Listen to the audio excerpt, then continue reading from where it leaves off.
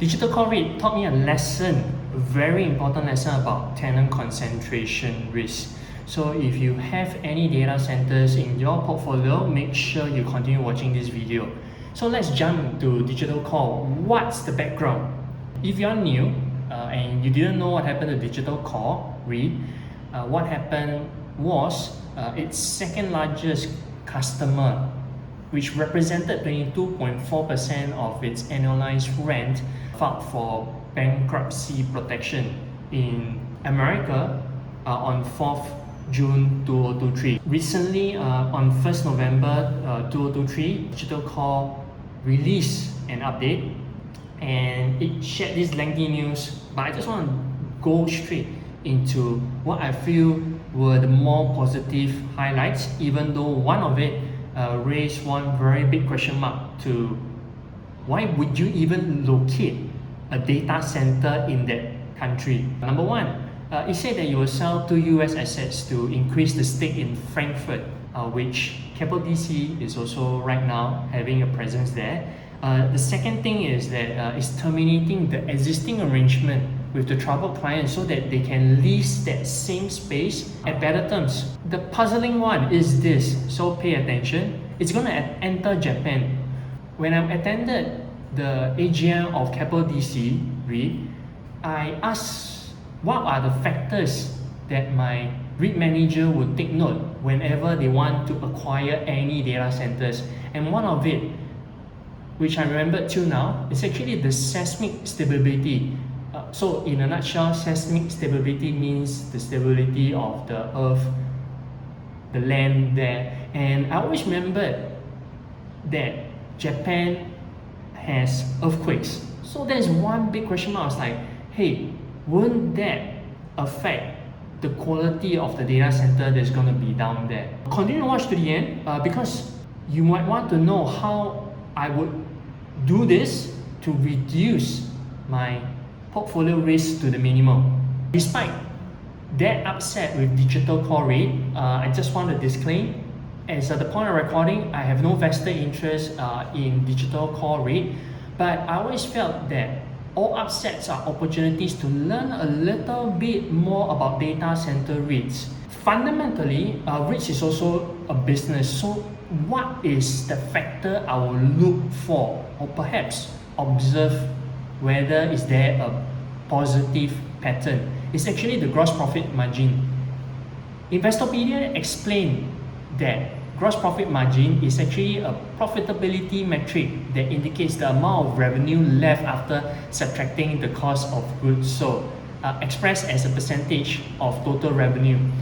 So what does it mean that a REIT has a high gross profit margin? It means that it operates more efficiently. Based on that logic, we will review Keppel DC, Digital Core REIT, and one mystery guest. Data centers of Digital Core REIT, they are located in America, Frankfurt, and they are of the fully fitted plus the shell and core type. I have done my own Excel file. Here is where you see that the gross margins, right, is around 65%. Just need to take note that Digital Core REIT has no co-location data centers. How about Keppel DC? The data centers of Keppel DC REIT, they are all located outside America and Asia, Australia, and Europe. So since we have calculated the gross margins of Digital Core REIT was at 65, how about Keppel DC? So let's use their second half results. And here's how we calculate the gross profit margin. We have 72/83 for its co-location assets. For its fully fitted, it is 37/37. For shell and core, it is 17/19. So what you can see is that the gross margins are all around 90% annualized. Were you expecting these numbers? What story are these two sets of results telling us right now? For myself, I arrived at this conclusion. Are data centers in America performing that badly? Share your thoughts in the comments below. I'll be reading them. But you might be thinking right now, wait, two sets of results can be biased.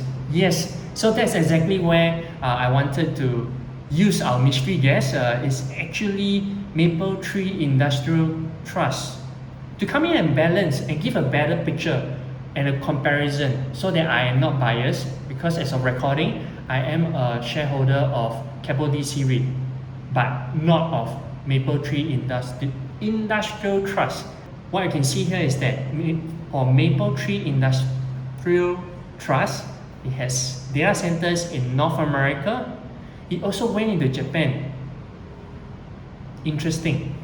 And it also has Singapore data centers. And we go into the first half of the results, because the first half of the results shares an allocation of the revenue and the net property income of each type of data center.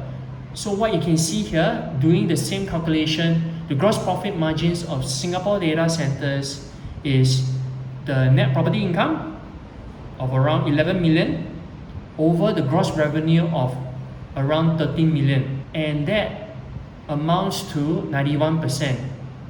Oh, 91%. Take note of that number, because we will come back to that. If you look at the US data centers, what is the gross profit margin?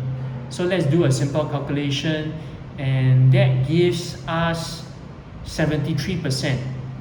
What are the three set of results Digital Core, Keppel DC, and MIT telling me right now?